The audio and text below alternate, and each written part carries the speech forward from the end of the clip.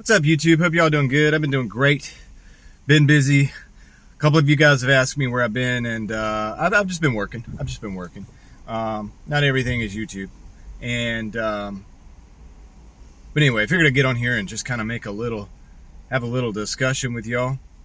So that means you can leave your thoughts on what I'm saying in the comments. But I wanted to kind of just touch on new cars are a ripoff. And why I think that. Now, keep in mind, I'm not a master mechanic. I've said that before. I do work on my cars, but I have a mechanic that helps me work on my vehicles from time to time when it's things I either don't want to do or over my head. There are things that are over my head, and I try to be teachable and whatnot when it comes to things like that. But I am a guy that drives 50,000 miles or more a year. I mean, I drive quite a bit, working, delivering, and doing various different things. I do a lot of driving. I put a lot of miles in my cars, and so I drive multiple cars and I put them in rotation. And of course, when one's broken, usually I'll just drive the other one to continue making money while I'm working out the fix on the other one, and it seems to work out for my purposes, and for that I use older vehicles. And like I said, if you're familiar with the channel, you know some of them. The 93 Civic, the 2003 Grand Prix here that I'm in. I have an old Jeep. But the point being, why are new cars such a ripoff? Well, if you want to look at the money part of it, right? The money part of it. This car that I'm sitting in right now, and I'm actually driving it today, working, using it, and I'm driving this car a lot lately, guys. I've done a couple little fixes on it since the last time you saw it, but they were very cheap fixes, or inexpensive, I should say, but effective. It's on the road. This is a reliable car. It's got a 3800 series engine, and it's a W body. You can look that up. That's a lot of different cars that are based on this platform, but I bought this car for $800 originally. $800 originally. And it had 175,000 miles on it. Now it currently has 264,293 miles on it. And I haven't done any major repairs. I did an axle. I've done wheel bearings. I've done brakes. I've done a few oil changes, probably fewer than I should have, actually, to be honest. And I'm trying to think if there's anything else I've done major on this vehicle. I might have done a tune-up once with like spark plugs and wires, not the coils. Yeah. Anyway, very little done to this car, very little money in this car, and yet I've almost got 100,000 put on it. My point being,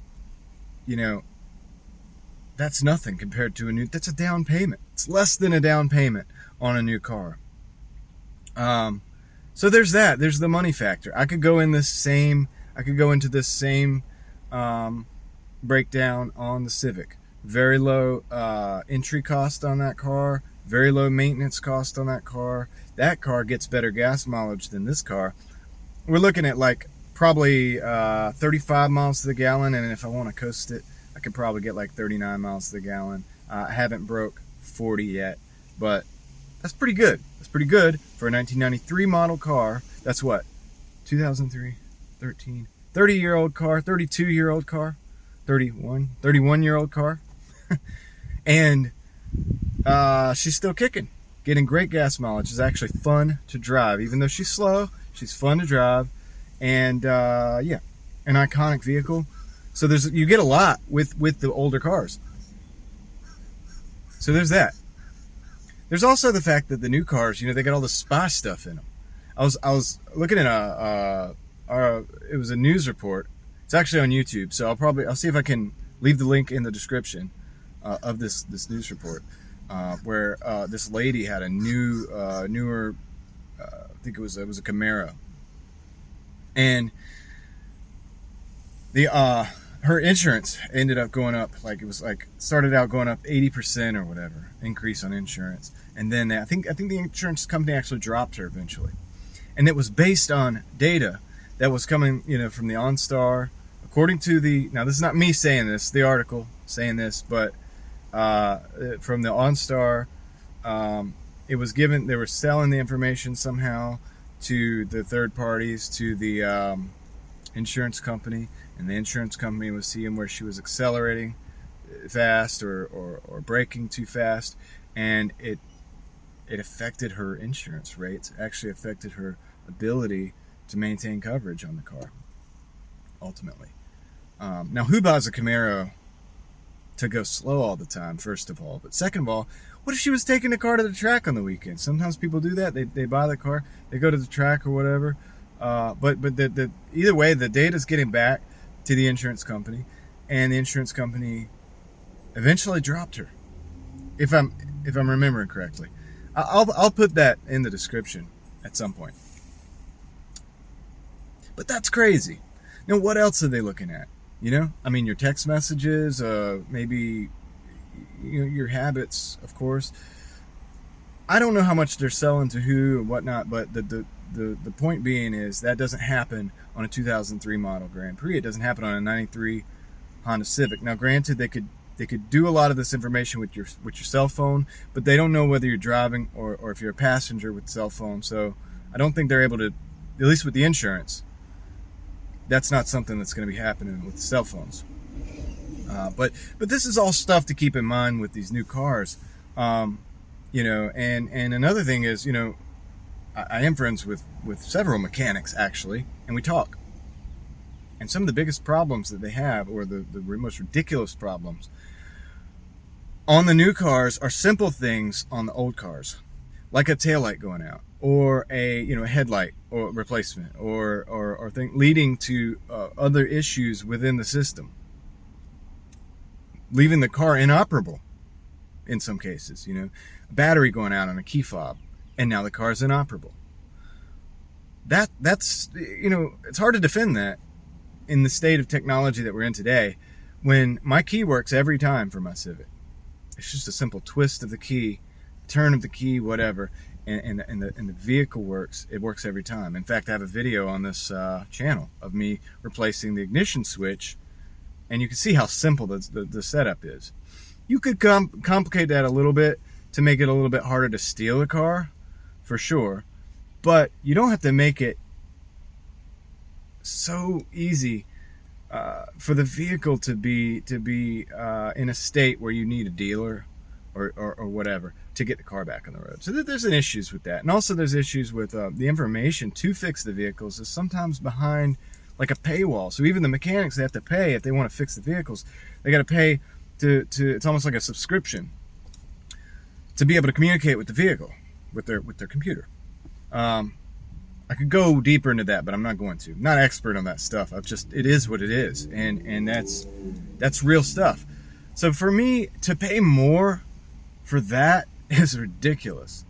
And I'm saying this because I don't have a huge following on YouTube. If I did, I'd probably just keep this to myself but I care about my subscribers and you guys out there. If you're looking for a car and you don't have a lot of money, just save up enough to try to buy a used car. You can avoid a lot of these problems. Yeah, and you can save some money. And if you can work on the car yourself, little basic stuff, if you can do the basic stuff yourself, it's going to be even better. Save even more money. But even when you consider the mechanics fees and things like that, these older vehicles, just look up the best ones, the more reliable ones. But once you find those, that's going to probably be your best bet if you're trying to build up your financial situation, or you need a vehicle just to get back and forth, and you don't care what other people may basically think about how it looks. Because at the end of the day, a lot of this stuff boils down to status symbol. People want a new car because they feel like the new car equates success, and it doesn't. It doesn't equate success. It could, be a byproduct if that's what you're into. But I kind of like to think if I had unlimited amounts of money, I'd probably just be driving a really, really, really nice car, and probably one of the ones that was manufactured in the 90s. I mean, there's a lot to choose from that are really awesome vehicles, and if money was no object, it would probably be one of those. But anyway, I want to hear from you guys what you think about this in the comments below. The video is getting a little bit long-winded, but just figured I'd put something up for you guys. And yeah, check out my other videos. Like, subscribe, all the things. I'll be back with more. The drift event in a week or two that I'll be going to. So hopefully you'll be able to hear from me before then. And till next time, appreciate each and every single one of you guys. Take care. I'm out.